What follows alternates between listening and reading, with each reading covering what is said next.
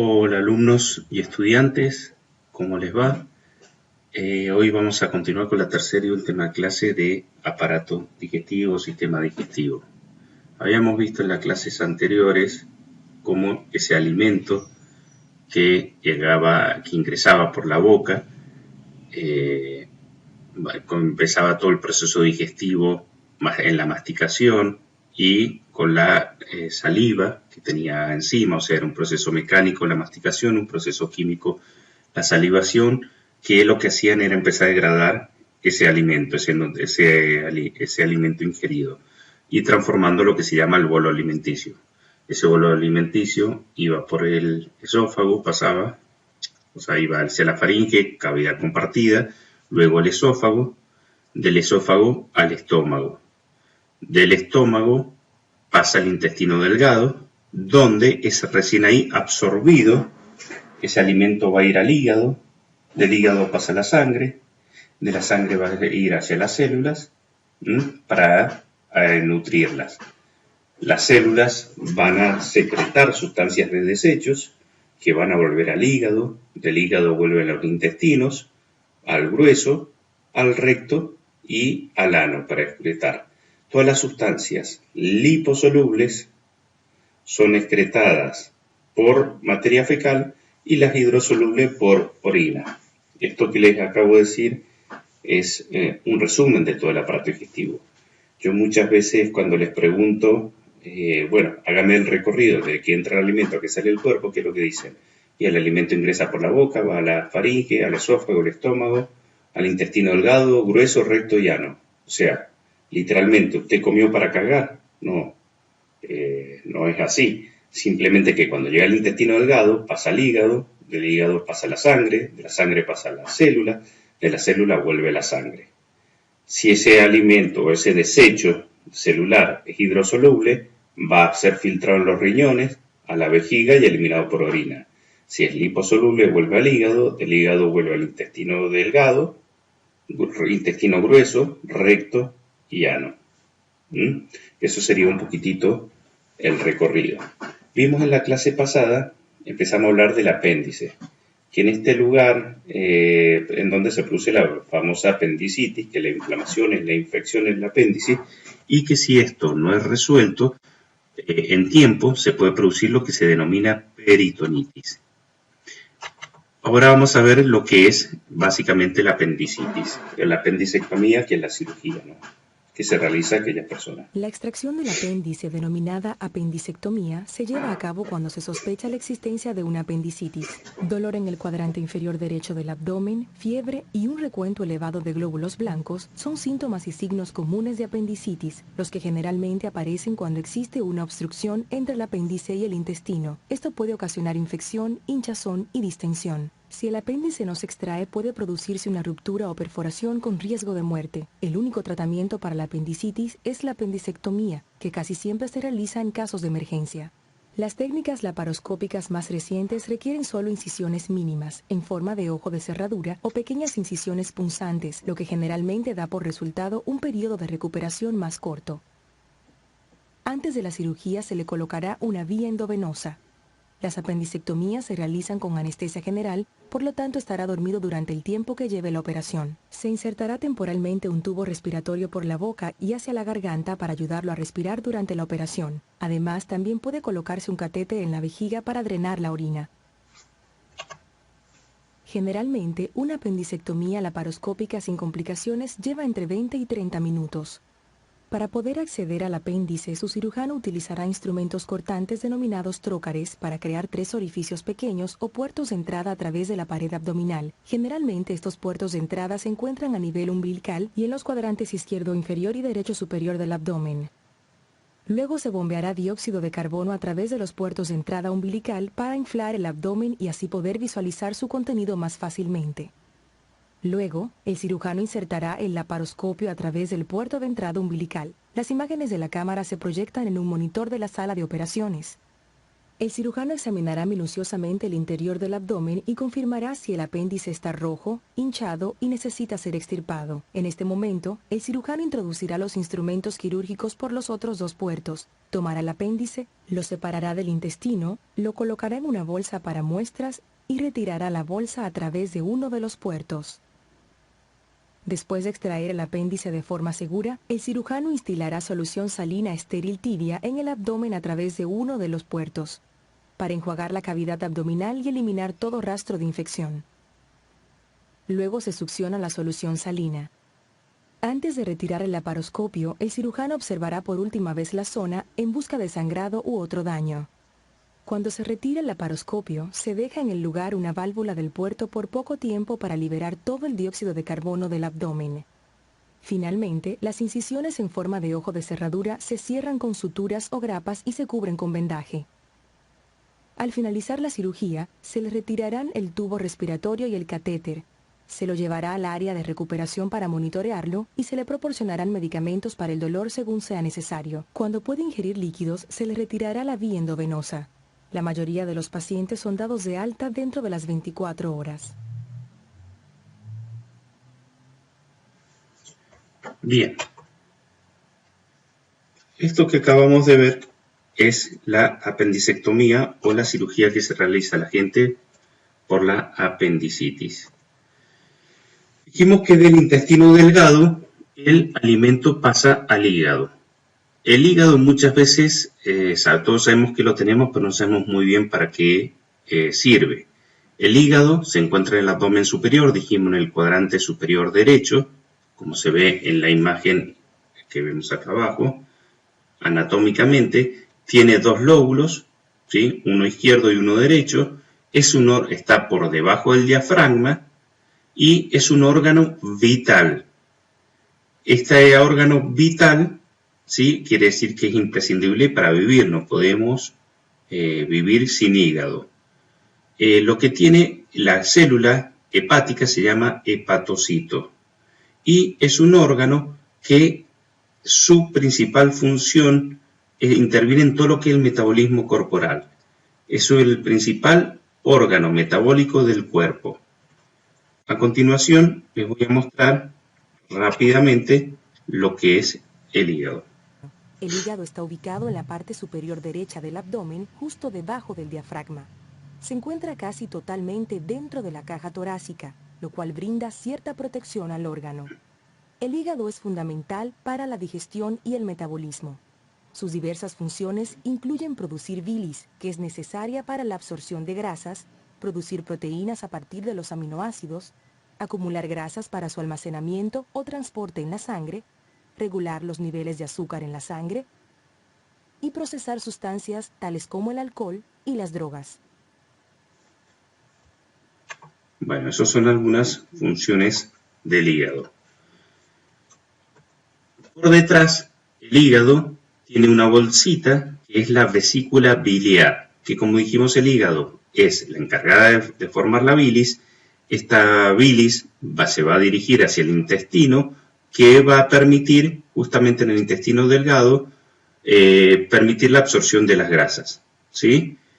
Tiene un color rojo oscuro, es un órgano muy, muy irrigado. Su sangre llega a la arteria hepática y de la vena porta. Fíjense que se comunica, este hígado se comunica, está sumamente irrigado y se comunica hacia el intestino delgado.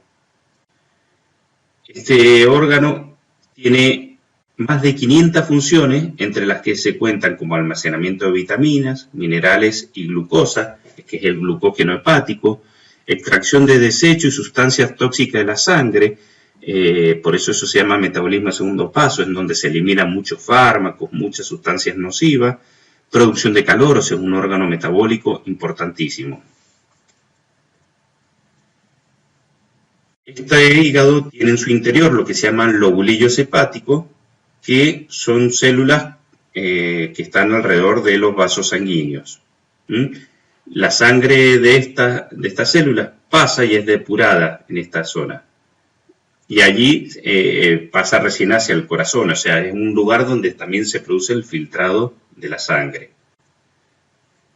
El hígado y la vesícula biliar no están en contacto directo con los alimentos, aunque son vitales para digerirlos, ¿sí?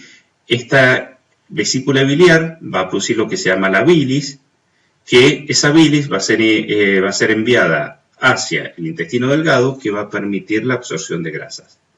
Acá vemos a nivel posterior lo que es la vesícula biliar, que esta bilis justamente va a dar paso a favorecer la digestión de grasa en el intestino.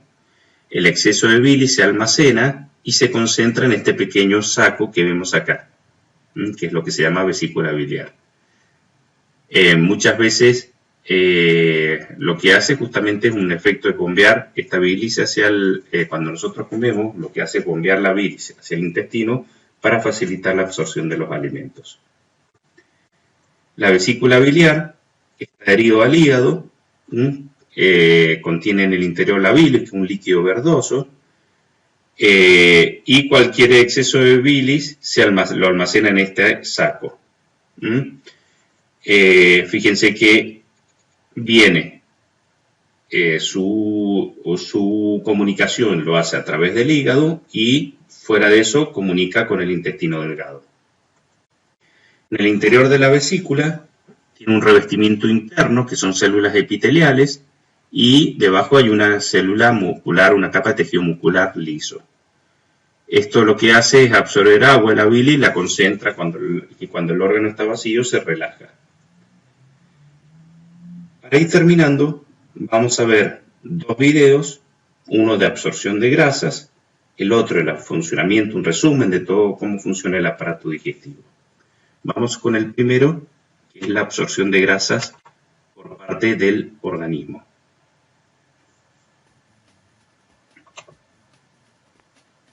Las grasas más abundantes de los alimentos son las neutras, también conocidas como triglicéridos, los cuales se tratan de moléculas formadas por un núcleo de glicerol y 3 cadenas laterales de ácidos grasos.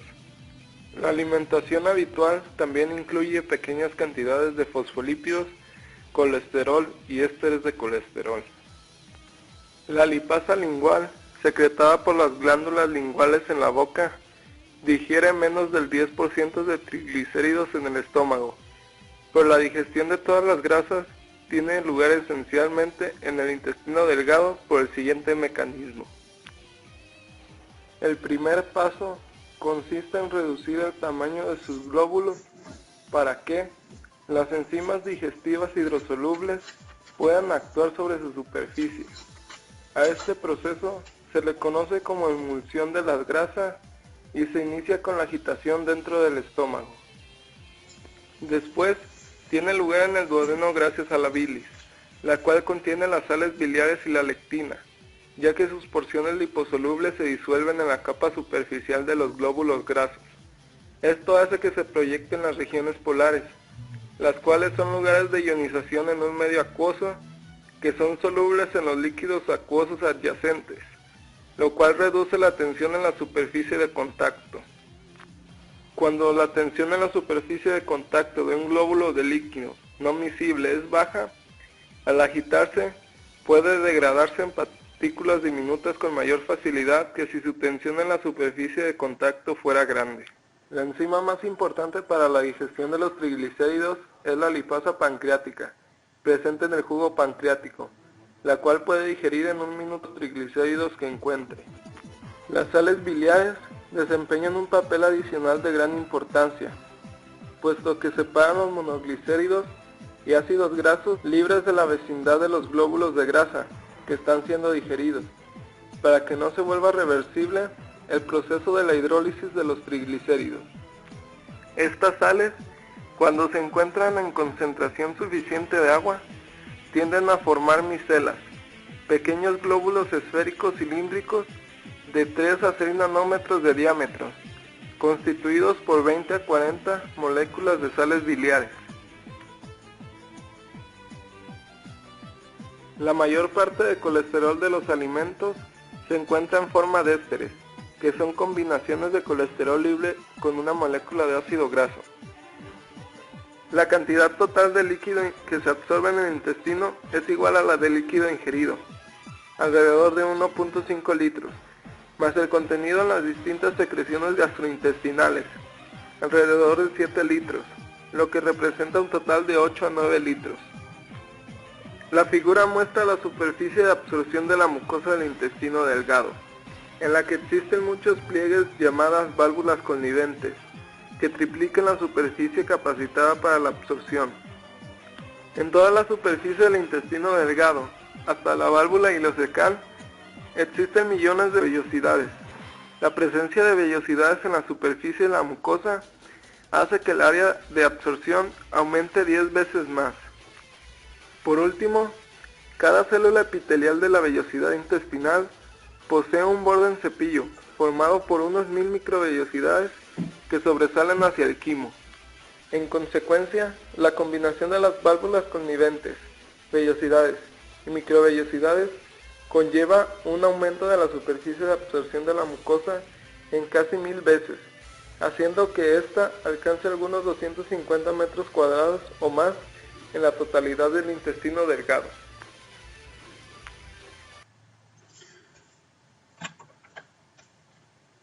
Bueno, eso es básicamente la absorción de grasa en el cuerpo.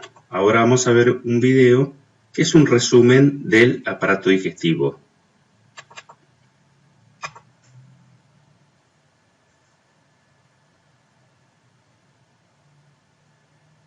El sistema digestivo es el medio por el cual el cuerpo transforma los alimentos en la energía que necesita para construirse, repararse y alimentarse. En promedio, un cuerpo adulto procesa aproximadamente 2,5 galones de alimentos digeridos líquidos y secreciones digestivas cada día. La digestión comienza en la boca, donde la comida es masticada por los dientes y mezclada con la saliva. La saliva ayuda a lubricar tanto la boca como los alimentos y disuelve las partículas alimenticias para mejorar su sabor y facilitar su ingestión. La saliva también limpia la boca. La masticación es importante porque cuando la comida es reducida a partículas cada vez más finas, los jugos digestivos que contienen enzimas se mezclan con ella. Entre más completamente se mastica la comida, más completas son las funciones digestivas que ocurren en este punto. Una vez que se ingiere la comida, viaja a través de la garganta o faringe hacia el esófago. Tanto la faringe como el esófago son tubos musculares que trabajan por medio de una serie de contracciones para hacer avanzar la comida y con el tiempo depositarla en el estómago. Luego el estómago la bate hasta formar una pasta llamada quimo, la cual es más fácil de digerir. Algunos de los componentes de la comida, tales como el agua y el azúcar, son absorbidos directamente del estómago hacia la corriente sanguínea. La siguiente estación es el esfínter pilórico, el cual sirve como la puerta de entrada al intestino delgado. La digestión de almidones, proteínas y grasas ocurre en el intestino delgado con la ayuda de secreciones que se originan en el páncreas, el hígado y la vellosidad intestinal. Los carbohidratos, que son almidones y azúcares, proteínas y grasas, están formados por moléculas extremadamente complejas que deben ser descompuestas o digeridas para poder ser útiles para el cuerpo. El proceso de digestión transforma los almidones y azúcares complejos en azúcares, proteínas y aminoácidos simples, y las grasas en ácidos grasos y glicerina. En esta forma, los nutrimientos pueden finalmente ser absorbidos por la corriente sanguínea. La digestión de carbohidratos empieza en la boca.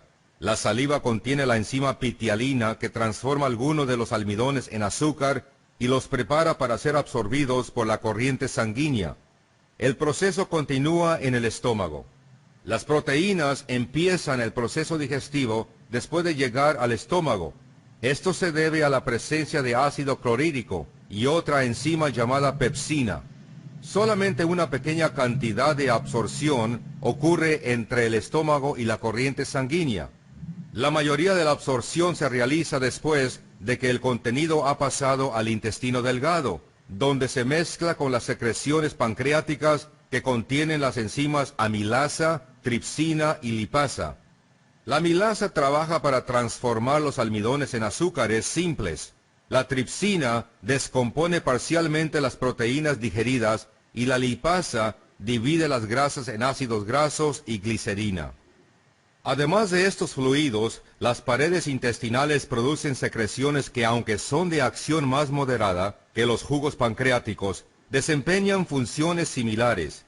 La bilis, que es producida en el hígado y almacenada en la vesícula biliar, también fluye hacia el intestino delgado a través del conducto biliar. La bilis ayuda a digerir más y absorber las grasas. Además de producir bilis, el hígado almacena grasas, carbohidratos, proteínas y vitaminas. También absorbe venenos y sustancias tóxicas antes de neutralizarlas. Aproximadamente el 90% de la absorción se realiza en el intestino delgado. Los alimentos son digeridos cuando han sido descompuestos en partículas lo suficientemente pequeñas como para ser absorbidas por los diminutos vasos capilares sanguíneos y linfáticos ubicados en las paredes del intestino delgado. De ahí, los nutrimientos circulan hacia todas las células del cuerpo. Los restos no digeridos siguen su trayecto por el intestino grueso hasta que son expulsados al exterior.